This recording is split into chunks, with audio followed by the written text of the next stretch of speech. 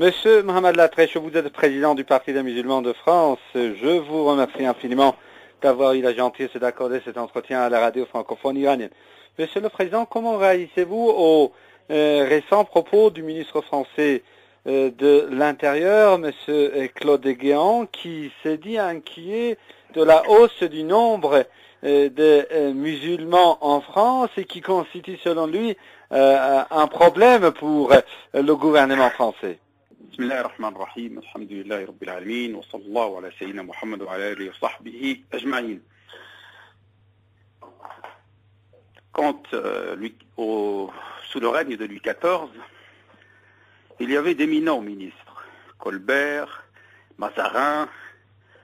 On pouvait faire des reproches à ces ministres, mais au fond, ces ministres-là, dans leur façon de mener les choses et surtout la manière autoritaire de diriger leur ministère, ils avaient quand même la bénédiction du roi.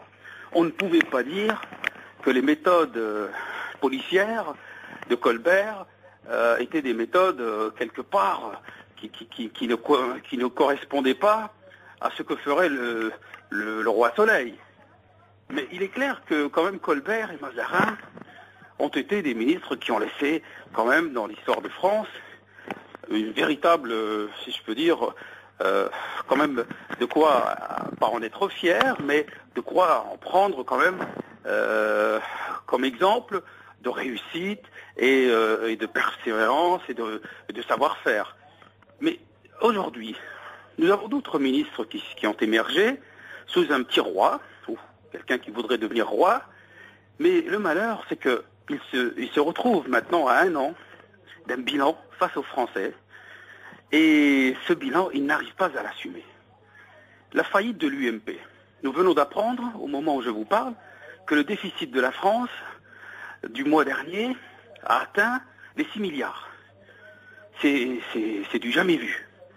Donc, on voit que tous les indicateurs sont au rouge. Le prétendu président, Sarkozy, qui était là pour enfin améliorer le quotidien des Français, enfin apporter aux Français ce qu'ils attendent, est en train d'amener la France complètement à la banqueroute et amener la France à la faillite. Donc c'est une vague terrible qui va remporter cette majorité, et cette majorité n'arrive pas à affronter cette réalité.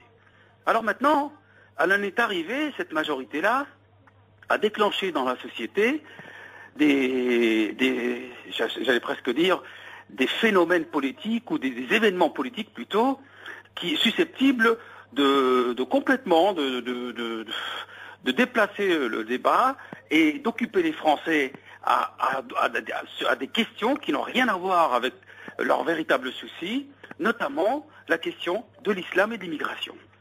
L'immigration, apparemment, ne fait plus tellement recette. Dire que c'est la faute de l'immigré, ça ne marche plus tellement.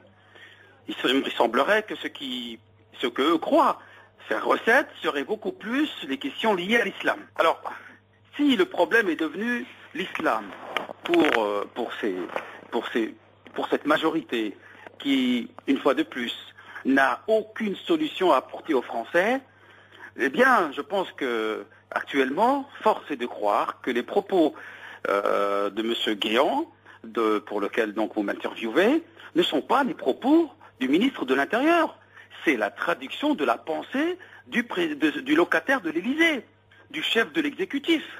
Nous avions avant lui un autre ministre, Brice Hortefeux, qui avait tenu des propos qui étaient des propos racistes. Il a été condamné.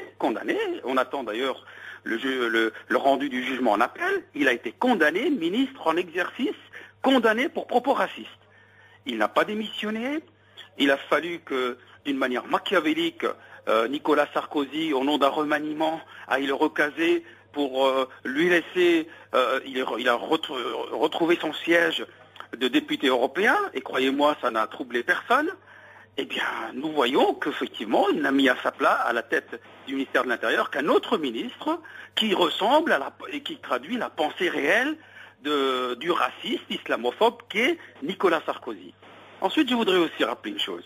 Le président de la République se permet, il y a quelques jours, d'aller dans un déplacement dans le sud de la France et d'évoquer les racines chrétiennes de la France.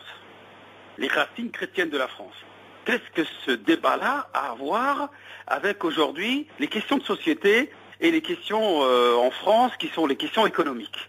Si ce n'est pour caresser le poil de l'électorat chrétien ou chrétien intégriste, et encore plus de l'électorat du Front National, qui bien entendu, pas pour sa majorité, mais pour une bonne partie de cet électorat-là, n'a cure des problèmes économiques de la France. C'est un électorat franchement raciste et islamophobe. Donc on voit une fois de plus que toutes ces prises de position ne sont là que pour créer en France un climat malsain de tensions intercommunautaires qui visent directement la communauté musulmane et la religion musulmane, et on l'a vu avec le débat, le pseudo soi-disant débat sur la laïcité, débat sur l'islam, et ça, c'est quelque chose qui véritablement, je voudrais le dire à vos auditeurs, n'a pas d'impact réel sur la population française.